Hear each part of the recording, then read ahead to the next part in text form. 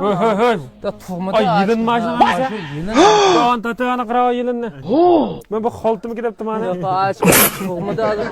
Ya manın yılın işip kalmagan da. Yok işip kalmadı. Ay tutkanda. Ya karan bu kalın gidim yoğan ki bunu söylep yüremez lazım hani.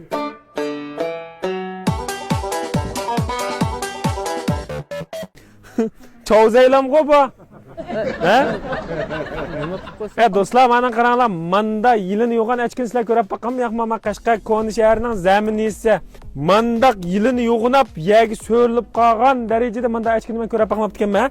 Man tuncu qitim görüşüm. Mana mawa alaydı bir nesilken. Bu manama yoğanken ha? Bu o emcek top şişip kaptı manın. Yakmı ya? Yok. Muş bir ağrıytın ha? Muş bir yege? Buni manda bir xaltadek bir narsaga elib töbüge ezib qo'ysa qanday bo'ladi aytma. Manda qilma. Buni qanday bo'larkan endi uni? Ya ma taşlaq tikip bardı ana emcike. Taşlaq tong tikip atdı da. O sağıdgan emcek topçusunu çıtak çıkıda. Yallıqınıp qap qayslam. Ma aşkini bana bəlsi uzlam dike ya. Ya ma öşkinin üstün bek yaxşı deyme. Ma yutlap qaptı ma. Nim buldu? Yaqin yog'zim. Qobe. Kalda süttü ma. Bu şey yatamdı ba. Ha, ko'tarib chiqib qo'ydi ataliqqa. Aptap kötürep açıp koyduğun gap. Ha. Az cüt turanmaydı. Yo'q.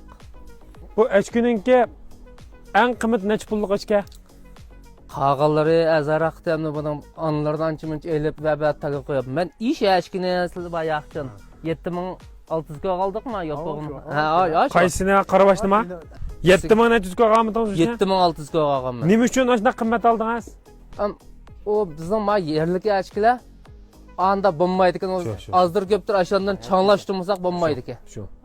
O eşkiniz g'ajab qiziqib qoldim men. Bu shandon qanday ektish kerak bunamda?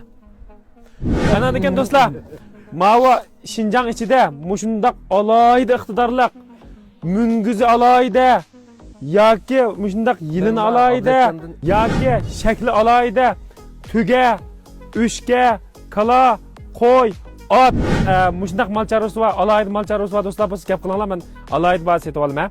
Mayli bir ugatgan bo'lamdi, kaynimizning agishadigan, bunda bir xulqi va gap tushundigan degan o'xshaydigan ashundan malcharosi va do'stlar gap qo'ysanglar men alayda bas etib olaman hamsa.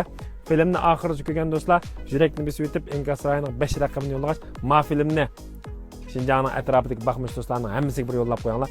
Shu alayda ayolni bir tepib olaydi. Xayr xo'sh.